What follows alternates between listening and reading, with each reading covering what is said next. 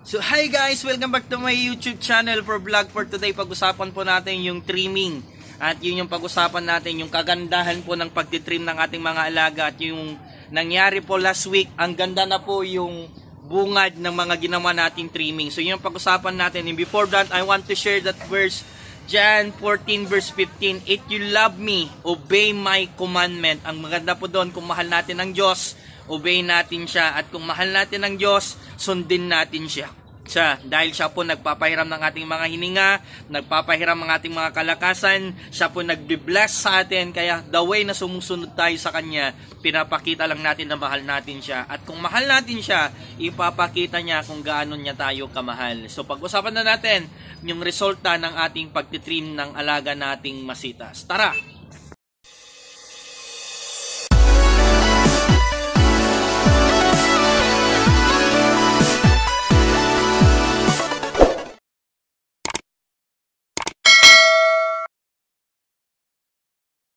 So unahin natin ito, yun yung trinim natin last week. So isang linggo na mahigit.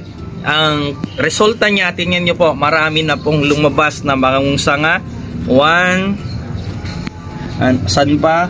2, 3, lumalabas na po yung mga bagong sanga niya.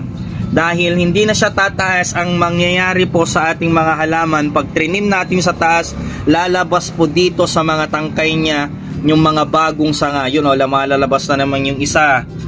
Ito, lumalalabas na naman. Yan yung magiging sanga, ito lalabas. Pero dahil 3 to or 4, iti-trim ulit natin itong mamimili tayo.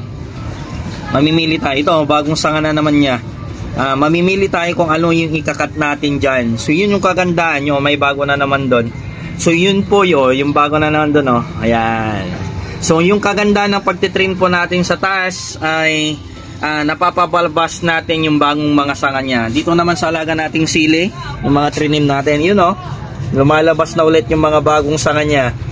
Ang kagandahan ng pagtitrim po sa taas, pinapalabas natin po yung mga gusto nating sanga at mas marami tayong makaharvest. Pero kung yung purpose mo ay quality, yung magagandang bunga, malalaki, kapag sa sili, wag mo lang alisin para malalaki yung bunga. Pero kung gusto mo ay production, mas malaki, mas marami yung bunga, alisin po natin. At dito sa munting garden ko, inalis ko yung mga kwan yan, naglalabasan yung mga bagong sanga natin. Ayan. Pati dito po, itong ating pipino, pag ito ay nakapunta na dito sa gitna, dito yung ating mga halaman pumunta na sa gitna, ang aalisin lang natin ito. Pag inalis natin ito, mag-produce siya ng sanga. Kahit ito po kapatid, pag inalis natin to, maglalabasan na sa baba yung sanga niya. Kaya ito dapat ipupunta muna natin dito, ilagay natin dito muna bago natin alisin ito. But inalis na natin, lalabas na yung sanga, nag-i-start na din na dadami po yung sanga niya, mas marami yung bubunga. Pero kung ang purpose mo kapatid ay malalaki yung bunga, hayaan mo na lang siya. Hayaan mo na lang siyang pupunta dito. Malalaki yung bunga niya pero kakaunti. Pero kung gusto mo marami, alisin natin yung itong talbos niya, mag-produce ng maraming sanga, mas marami po yung bunga. So yun po yung tip for today sa ating pagbablog. Kahit ito po, ititrim po ito para lalabas yung mga sanga. So ang trimming po, alisin lang natin itong mga to. Itong mga bago, itong mga nasa tuktok niya. Yan.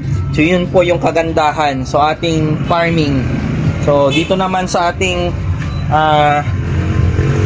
ito yung organic one na natin, organic fertilizer natin. So ganyan lang. Kung may natututunan ka sa aking channel, don't forget to share, subscribe my channel, and I'm happy farming. God bless and salamat po sa lahat mga nanonood sa aking channel. God bless!